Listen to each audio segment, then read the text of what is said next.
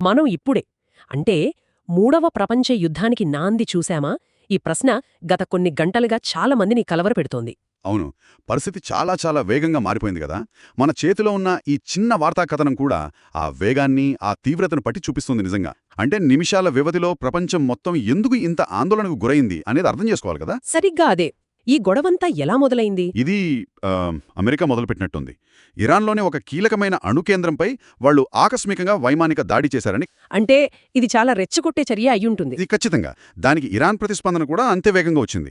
వాళ్ళు వెంటనే ఇజ్రాయెల్ మీద క్షిపణి దాడులు మొదలుపెట్టారు. ఆ దాడుల్లో బెన్గురియాన్ అంతర్జాతీయ విమానాశ్రయం దగ్గరి ప్రాంతాలు కూడా లక్ష్యంగా చేసుకున్నారు. అది చాలా కీలకమైన ప్రదేశం కదా! మరి ఇజ్రాయెల్ ఎలా స్పందించింది? ఇజ్రాయెల్ వెంటనే ఐరన్ డోమ్ను యాక్టివేట్ చేసింది. అది మామూలుగా తక్కువ దూరపు రాకెట్లను ఆపడానికి బాగా పనిచేస్తుంది.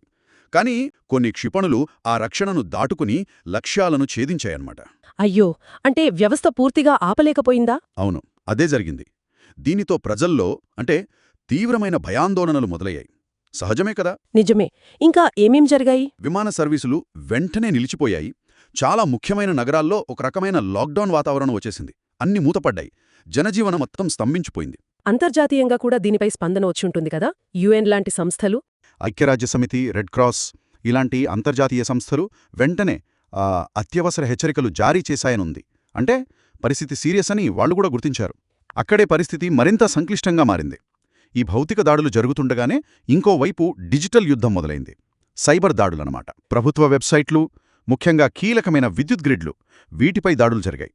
చివరికి అమెరికాలోని విమానాశ్రయాల వ్యవస్థలను కూడా టార్గెట్ చేశారు. అమ్మో, అంటే ఇది కేవలం సైనిక స్థావరాలకే పరిమితం కాలేదు, పౌర వ్యవస్థలపై కూడా ప్రభావం పడింది. సరిగాదే.